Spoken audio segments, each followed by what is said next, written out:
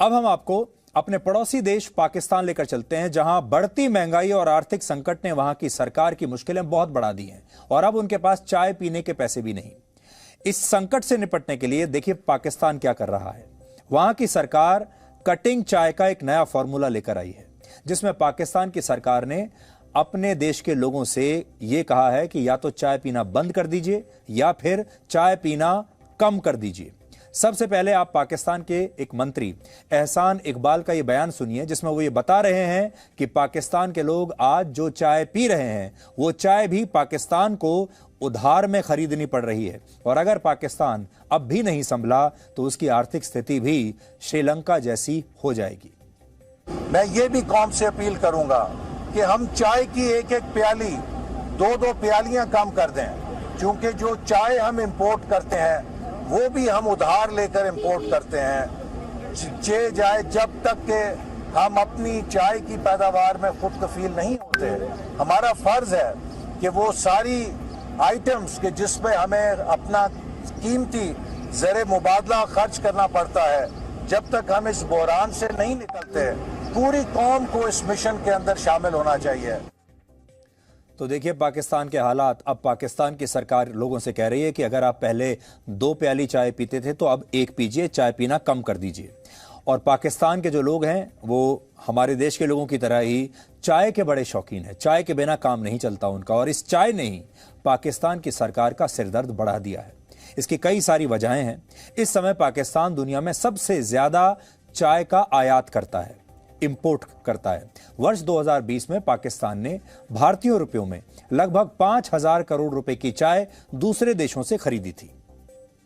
पाकिस्तान जिन देशों से चाय खरीदता है उनमें पहले स्थान पर कीनिया है, इसके बाद वियतनाम, रवांडा, युगांडा और फिर चीन का नंबर आता है। पाकिस्तान में आप हैरान रह जाएंगे, हर 1 सेकंड में 3,000 कप चाय पी जाती है। यानी इस हिसाब से पाकिस्तान के लोग हर 1 मिनट में 1,80,000 कप चाय पी जाते हैं और हर घंटे पाकिस्तान में 1,08,00,000 कप चाय पी जाती है। ये एक अनुमान है, इससे ज्यादा भी हो सकता है। लेकिन समस्या यह है कि पाकिस्तान चाय के लिए दूसरे देशों पर निर्भर है। यानी पाकिस्तान में चाय का उत्पादन ज्यादा नहीं होता और उसे ये सारी चाय दूसरे देशों से खरीदनी पड़ती है और खरीदने के लिए पैसा चाहिए। अब 22 करोड़ लोगों के लिए चाय खरीदनी है तो इसके लिए बहुत पैसा भी चाहिए होगा और समस्या यह है कि पाकिस्तान के पास उसके विदेशी मुद्रा भंडार में बहुत कम पैसा बचा है। विदेशी मुद्रा भंडार को अंग्रेजी में फॉरेन रिजर्व भी कहते हैं, फॉरेन रिजर्व फंड। और इस भंडार में विदेशी मुद्रा जमा होती है जिससे कोई भी देश दूसरे देशों से अपनी जरूरत का सामान खरीदता है, यानी आयात करता है। और पाकिस्तान के सामने मुश्किल यह है कि पिछले 3 महीनों में उसका विदेशी मुद्रा भंडार बहुत सिकुड़ गया है, बहुत कम रह गया है।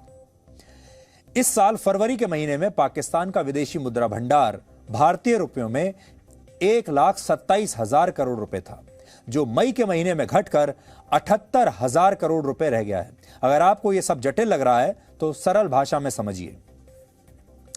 पाकिस्तान के पास इस समय 78,000 करोड़ रुपए की विदेशी मुद्रा बची है।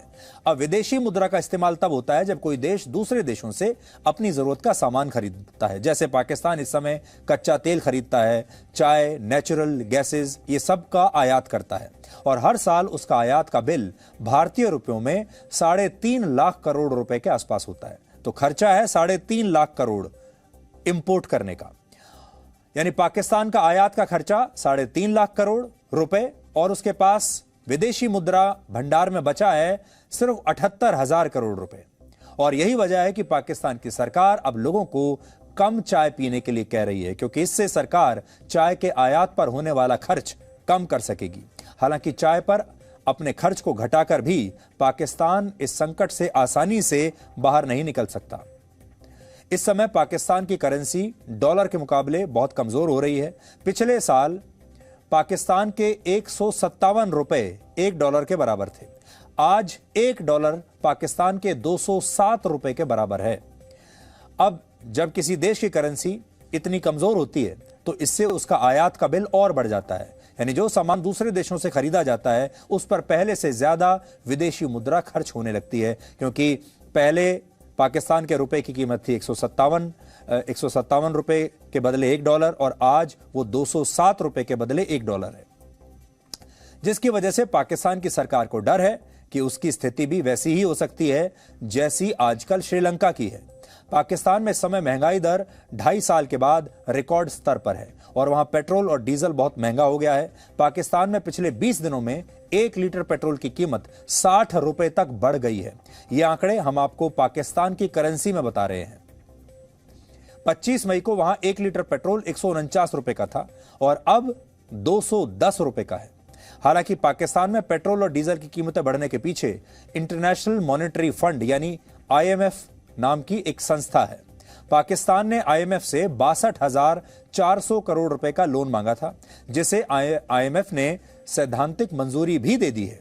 लेकिन IMF ने इस लोन को देने से पहले यह शर्त रखी कि पाकिस्तान की सरकार को पेट्रोल और डीजल की कीमतों में वृद्धि करनी पड़ेगी और इस वजह से वहां सरकार तेल के दाम बढ़ा रही है, जबकि भारत के साथ ऐसा नहीं है। इसलिए आप आज भी खुद को भाग्यशाली मान सकते हैं।